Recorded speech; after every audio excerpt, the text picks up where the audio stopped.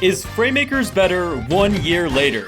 It's officially been over 1 year since Fraymakers Early Access first released, and it just did not do good. But did it get better since launch? Well, it's gotten a good chunk of updates since Early Access launch, which was infamous for being littered with major issues from the inconsistent online, to the extreme lack of game content, and even the unfinished animations on the characters.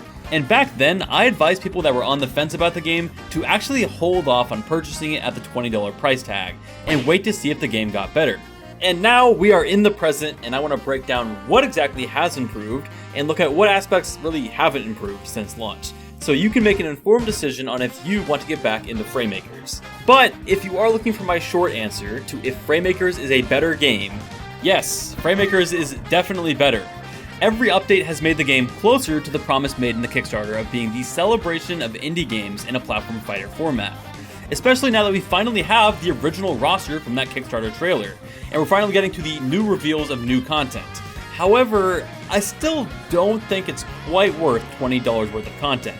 It's getting close, but there's still a lot of areas that they haven't really improved on, which I'll touch on in this video. So in order for Fraymakers to become a great game, I want to identify what are the biggest issues it's had in its development so far, and what has it been successful at, by delving through each section of the game, how it's changed since launch compared to now, and giving a letter grade corresponding to its quality.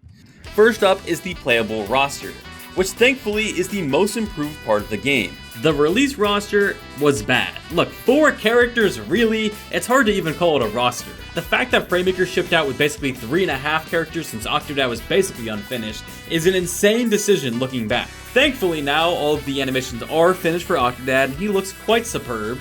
And Waltaro also got a lot of his missing animations finished, with these new cool fire effects on his moves that go unbelievably hard. So he's basically 100% finished. Oh, wait, except for that move. But not counting side special, Waltaro is looking pretty fire. So for the most part, the original roster from Early Access launch is complete. In fact, they all have additional animations added with their new emotes. So if you want to be insufferable and taunt after your opponent SDs, now you can do it, which is a great addition and adds honestly a lot of personality to the cast. But of course, enough dilly-dallying. The real differences are the addition of Ultra Fishbunjin 3000 and the Watcher.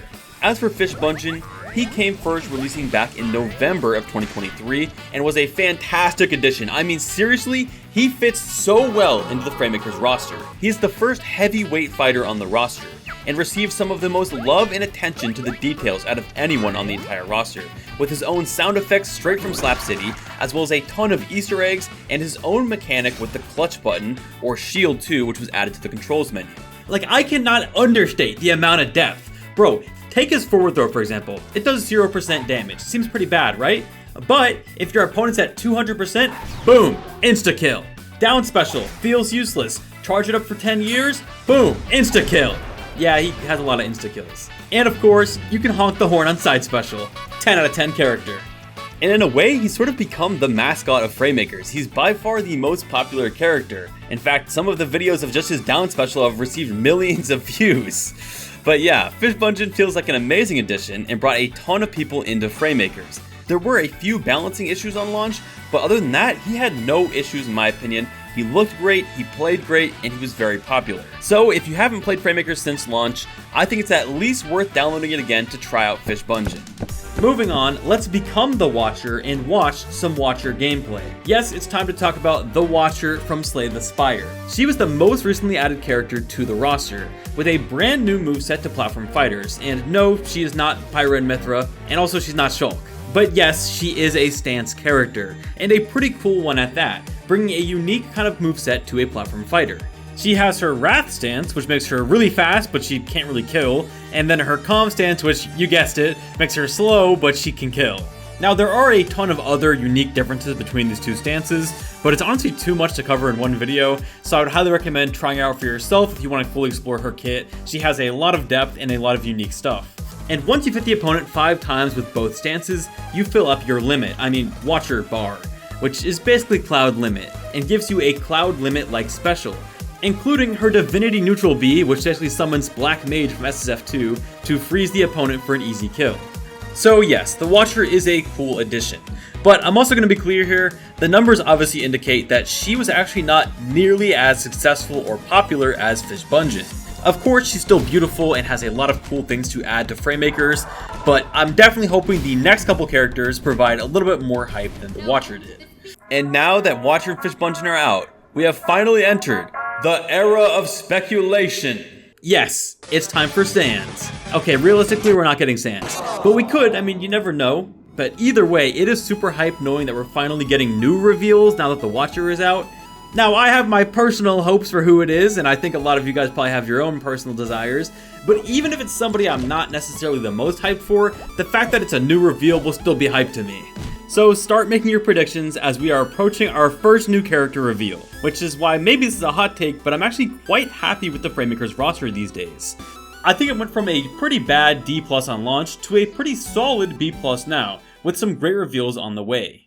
Next up is probably the second most hated part about Fraymakers on launch, the online. Look, I'm just gonna be honest here, the online is basically the same as launch, and it's not really good. The devs have tried to improve it, and I'm glad that they're trying to. They still haven't really made any quality of life changes besides the performance issues, and I still feel like the online is their weakest part of the game. It's very similar to the SSF2 online, but at least in Super Smash Flash you can find matches, because unfortunately the Fray player base has made online pretty much a barren wasteland. So yeah, there's not much to say. If I'm being completely honest, the online in my opinion is still the same. I would say it's a C level from launch until now, and that's honestly being kind of generous. Some people would probably say it's a D. Now let's talk about the most unique part about Fraymakers, the assists. Since launch back in 2023, we've only had 4 new assists, and 2 of them were really new assists, and 2 of them were character assists. We got Hexagon, a very strong combo tool which is extremely prevalent and competitive, and Rockman, another very competitively viable assist with one of the best KOing abilities in the entire game. As for the character assists, Ultra Fishbunjin is one of my favorite ones to use as it's a funny edgeguarding tool, although it's a little bit inconsistent for competitive. And then the Watcher assist, which is very unique as it cycles between her 3 different stances, from Calm to Wrath to Divinity for her neutral specials. Very unique, but kind of difficult to use. Now, I don't mean to sound ungrateful because these 4 assists are definitely good, but it's very underwhelming. Having only 4 assists since launch is not at all where I thought the game would be 1.5 years later. Now, luckily, we have seen a little bit of teaser footage of Lady Luck, so we know that she's coming out next. It is better. I mean, the 4 assists are good, so I'd probably say going from like maybe a B on launch, one of the better parts of the game, to, if I'm being generous, maybe a B+. And stages, on the other hand, have not changed at all. It is quite literally the exact same stage roster as it was on launch, although they changed how the Stratastar Hazard Dawn version works a little bit. The real question is, where is the well? The down well? We heard the music for that like over 2 years ago, but yet Wataru is still homeless. There's just no stage.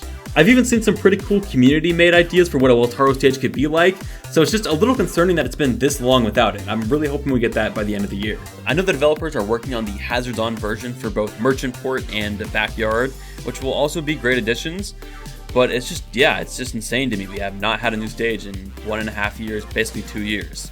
So I would probably say the stage roster only having 5 stages is kind of like a C, and it hasn't changed, so it's still a C in my opinion. The next category is the additional features, which is the category that I would argue was the worst on Fraymakers launch. And pretty much it hasn't changed much. Most of the match settings are still completely blocked off, even 2 years later. And we're also still, of course, missing result screens. They just don't exist. However, there are other features that they have improved. Notably, the training mode. In my opinion, hey, as a competitive player, the training mode is amazing. It is literally the best training mode they could have added to the game. Now, there are a few nitpicky features they could have added, but overall, it's fantastic. There's way more settings than I ever expected. Compared to the SSF2 training mode, it is 10 times better. You can turn on hitboxes, hurtboxes, DI lines. You can turn on the stage collision. You can set the assist percents. You can toggle computer DI and SDI. And best of all, you can use save states.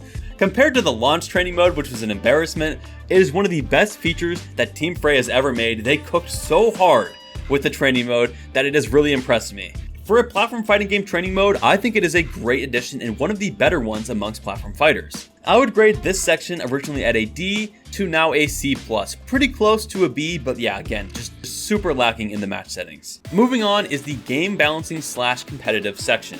Now, I'll try and keep this short since a lot of people probably don't care much about this, and in my opinion, the game balancing is not really a factor for the game's success currently. Now, me personally, I love competitive Fraymakers. Honestly, I haven't been very vocal about this in my videos. but I've been playing competitive Fraymakers a lot, entering tournaments, and frankly, I've been winning tournaments.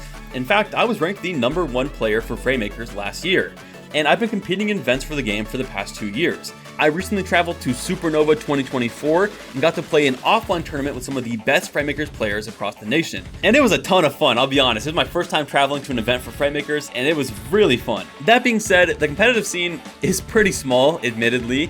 We don't pull amazing numbers, although we do have a pretty dedicated community. We pull around probably like 8 to 15 people on average, and our best is around like 20 to 30.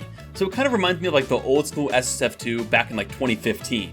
Now, if you are interested in competitive Fraymakers by any chance, just gonna throw this out there as a Hail Mary, I would highly recommend joining the competitive Fraymakers Discord, link to it in the description below. I would probably say on launch, the game balancing is probably around a C, and right now the game balancing / competitive state is probably like a B-. We're doing, okay, not amazing, but not terrible. And the last section before we do our final review is the custom content. Now, I know this is not really part of the game development and the developers have no real effect on custom content besides making, the Fray tools, but the custom content is, in my opinion, the best part of Fraymakers. I'm not even a huge custom content player myself, but I'll admit this is definitely the driving factor for getting players to play Fraymakers. There's a ton of amazing custom characters, custom stages, and custom assists. The community for custom content is huge, and in my opinion, if you're on the fence about buying Fraymakers, the #1 reason to buy the game right now is not the base content, it's the custom content. I helped host a Fraymakers Custom Content Award show last year to celebrate the works from the community, and if you're a casual fan of Fraymakers, there are so many amazing creations in that I highly recommend playing or trying out. Some other favorites of mine are of course the Ronald McDonald mod, custom break the target stages, as well as other game modes and mini games of sorts, and tons of content. I'm not even joking when I say the developers should honestly hire some of these custom content creators. That is how good some of these creations are. Now sadly, I do want to put a small asterisk. There's a reason this section is not perfect in my opinion, which is DMCAs. Nintendo DMCA'd a bunch of creators in the workshop, including myself. So you know that SSF2 Mario mod I made back in the day?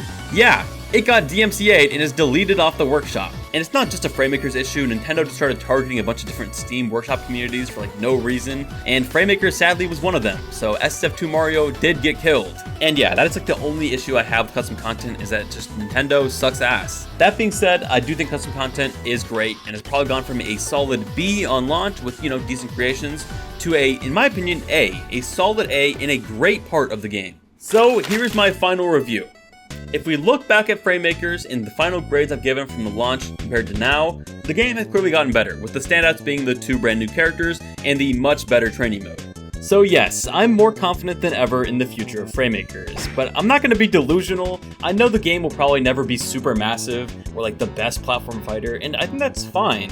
Like, Rivals 2 is looking to be an amazing platform fighter, but it doesn't mean that I can't play Fraymakers and also play Rivals 2. You can enjoy multiple platform fighters, so although Fraymakers may never become the #1 platform fighter, it's shaping up to be a great one nonetheless. Anyways, that is it for this video. I hope you all enjoyed. I have not made a Fraymakers video in a long time, but yeah, I hope you guys enjoyed this video, and thanks for watching.